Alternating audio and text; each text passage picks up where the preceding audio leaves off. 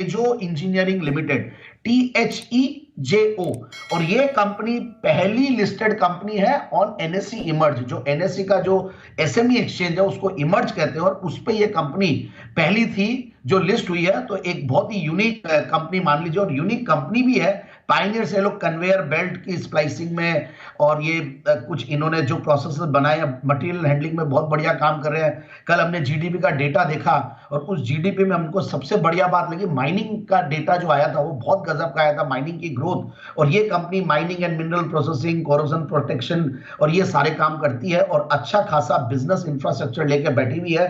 5 manufacturing plants और करीब 2000 करोड़ की मार्केट कैप वाली कंपनी। ग्लोबल प्रेजेंस है, अलग अलग सब्सिडियरीज, ऑस्ट्रेलिया, सऊदी अरब और ब्राजील, चिली और ये सब में। तो चिली में जैसे कि ब्राजील में ये सब में माइनिंग काफी होती है। तो इस तरीके का इन्होंने एक इंफ्रास्ट्रक्चर बना रखा। फिर मैं देख रहा था मैनेजमेंट की quality, that is very good, काफी क्वालिफाइड मैनेजमेंट है। मिस्टर जोसेफ जो कि मिस्टर थॉमस और मिस्टर VA जॉर्ज, और काफी इंडिपेंडेंट डायरेक्टर्स अच्छे अच्छे बोर्ड पे है, जिससे और कॉन्फिडेंस आता है। अब मैं क्रेडिट रेटिंग्स देख रहा था, क्योंकि जब एकदम यूनिक नाम आता है तो आपको बहुत सारी चीजें देखनी होती है, और उनमें से मैंने देखा credit rating which is very good.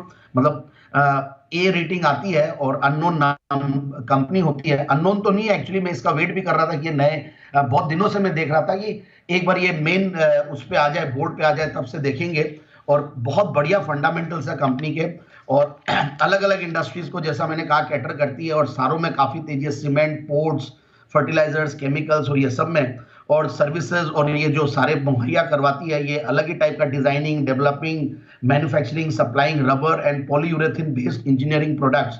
तो वन स्टॉप सोल्यूशन है कई कंपनीज के लिए। So I think it's a great company to be with. और फंडामेंटल्स में देखिए, return on capital employed 21%, return on equity 18%, और डेट टू इक्विटी भी नेग्लिजिबल, मतलब बहुत ज्यादा डेट्स नहीं है, 48 करोड़ की डेट है। और उससे भी बढ़िया पिछले 5 साल में प्रॉफिट की कैगर रही है 25%, सेल्स की कैगर 16-17% कंटिन्यूअसली रही है। क्वार्टरली रिजल्ट्स देख रहा था, सितंबर 2022 में 9 करोड़ का पैट था, उसके सामने 14 करोड़ का पैट है।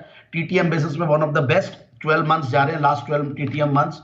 और ओवरऑल प्रोमोटर्स की शेयर होल्डिंग है ही है। FIIs DIs का बहुत ज्यादा नहीं है, बट फिर भी एक नॉर्मल 1% के लगभग है। FIIs में अभी रिसेंटली एंट्री लिए FIIs लास्ट जो क्वार्टर्स में।